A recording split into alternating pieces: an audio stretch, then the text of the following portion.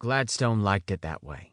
Liked them more disheveled, since it meant more money for the poor lads rotating the corners in Beggar's Hole. But Bellamy secretly liked it too, because there was more of it to burrow his fingers in when they huddled together to stay warm at night.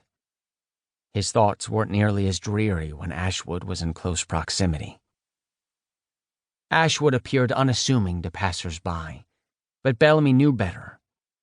As a distracted gentleman in finer threads walked by, Ashwood straightened, then stepped directly into his path. One might not catch it if they blinked, but Ashwood had already pilfered the gentleman's watch, or perhaps some loose coins from his coat. He'd become quite skilled by now, and Gladstone would reward him generously with empty compliments, while appropriating the treasures for himself, of course. Bellamy watched as Ashwood made excuses for bumping into the gentleman, probably something like, "Pardon me, I didn't see you there."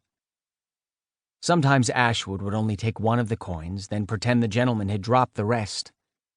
Other times, like now, he would slink off into the alleyway with his treasure and tuck it away.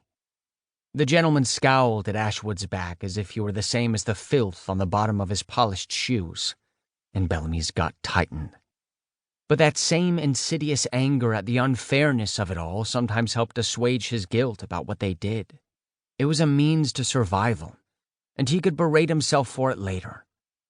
Some way, somehow, he would redeem himself in this life. But first, he needed to become an adult. Until then, he was too vulnerable and wouldn't be taken seriously by most in society. Bellamy had been wholly innocent about Gladstone and his operation directly after he'd lost his whole world, but not anymore. Time living in the elements had hardened him, at least a little. Perhaps not as solidly as the stone he leaned against. He still had plenty of soft spots, after all, like the boy he'd grown enamored with over the past months since Ashwood had joined Gladstone, seemingly out of the blue. Though it was always like that. New faces came and went, some more trouble than others. Sometimes when they talked into the night, Ashwood confessed he was not proud of his stealthy skill. Nor did he turn over everything he'd stolen to Gladstone.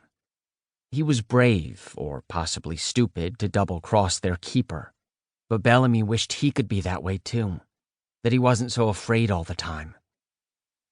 "For the future, our future," Ashwood had told him on more than one occasion, making Bellamy shiver. But for a different reason as well. He was afraid Ashwood would get caught by Gladstone or one of his henchmen, and Gladstone would make him pay. He'd once overheard their keeper discussing purposefully blinding the youngest girl in their care to get more sympathy and coin from the aristocrats strolling by.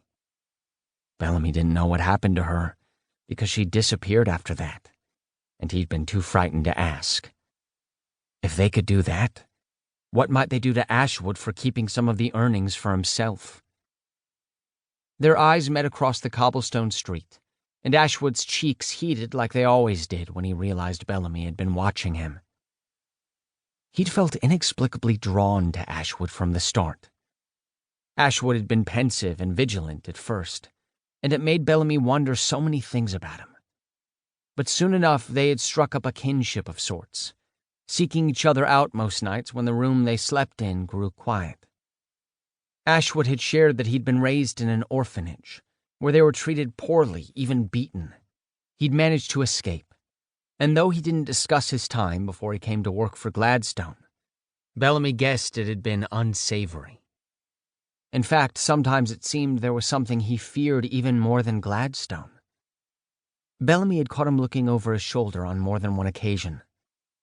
When pressed, Ashwood said he'd belonged to another keeper named Kipling, and that he hoped to never return to him.